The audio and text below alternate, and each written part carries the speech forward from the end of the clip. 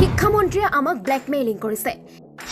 এই মন্তব্য নাজিৰা মহকুমা প্ৰাথমিক শিক্ষক সন্মিলনীৰ প্ৰধান শিক্ষক পদ সৃষ্টিৰ দাবীৰে আজিৰ নাজিৰা খণ্ড প্ৰাথমিক শিক্ষা বিষয়ৰ কাৰ্যালয়ত আন্দোলন কাৰ্যসূচী গ্ৰহণ নাজিৰা মহকুমা প্ৰাথমিক শিক্ষক সন্মিলনীৰ আজি নাজিৰা খণ্ড প্ৰাথমিক শিক্ষা বিষয়ৰ কাৰ্যালয়ত আন্দোলন কাৰ্যসূচী গ্ৰহণ নাজিৰা মহকুমা প্ৰাথমিক শিক্ষক সন্মিলনীৰ নাজিৰা শিক্ষাখণ্ডৰ বিভিন্ন প্ৰাথমিক বিদ্যালয়ত পদহীন পদৰ বিপৰীতে ভাৰপ্ৰাপ্ত প্ৰধান শিক্ষকৰ দায়িত্ব পালন কৰি ৩০০ টকীয়া দায়িত্ব বানচ গ্ৰহণ কৰি আছে।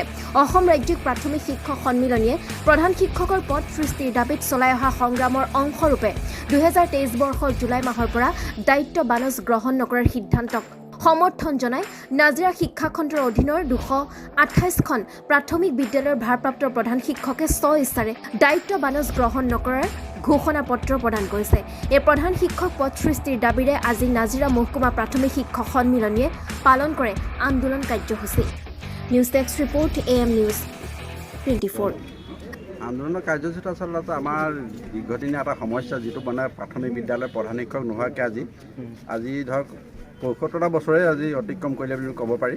কিন্তু প্ৰধান শিক্ষকৰ পদটো নহ'লে কিন্তু আমাৰ শিক্ষক অসম ৰাজ্যিক প্ৰাথমিক শিক্ষক সন্মিলনীৰ লগত ৪০ বাৰকৈ এইটো সংক্ৰান্ত আলোচনা হ'ল। এতিয়া অসমৰ মুখ্যমন্ত্ৰী যিগৰাকী চকীত বহি আছে, তেখেতৰ লগতো শিক্ষামন্ত্ৰী হৈ থকা অৱস্থাত আমি আলোচনা কৰা হৈছে। তাৰপিছতো যি শিক্ষামন্ত্ৰী আছে তেখেতৰ লগতো কৰা হৈছে। কিন্তু আমি পৰ্যায়ক্ৰমে আন্দোলন কৰি থকা কিন্তু আমি ছাত্ৰ ছাত্ৰীসকলক কোনো পণবন্দী কৰা নাই। পণবন্দী নকৰাকৈ আমি এই কাৰ্যসূচীখিনি চলাই আছোঁ।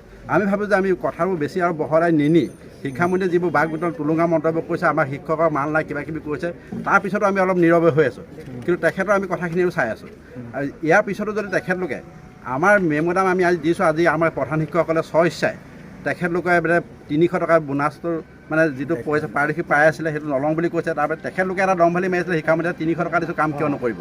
কিন্তু আমি সেই ৩০০ টকা আজি আমি স্বইচ্ছাই এই জুলাই মাহৰ পৰা আমি ঘূৰাই দিছোঁ বিভাগীয় কৰ্তৃপক্ষৰ হাতত। আৰু তেখেতলোকে বিহিত ব্যৱস্থা কৰি ওপৰ কৰ্তৃপক্ষলৈ পঠক আৰু আমাৰ যিটো সিদ্ধান্ত অতি সোনকালে দিয়ক। হয় প্ৰধান শিক্ষকৰ পদ দিয়ক, নহয় আমাক আচলতে জেনেৰেল শিক্ষক হিচাপে আমাক ছাত্ৰ ছাত্ৰী পাঠদান কৰিবলৈ এটা সুবিধা দিয়ক। আমি পৰৱৰ্তী সময়ত ইতিমধ্যে আমাৰ এটা ভাৰত যাত্ৰা আৰম্ভ হৈছে।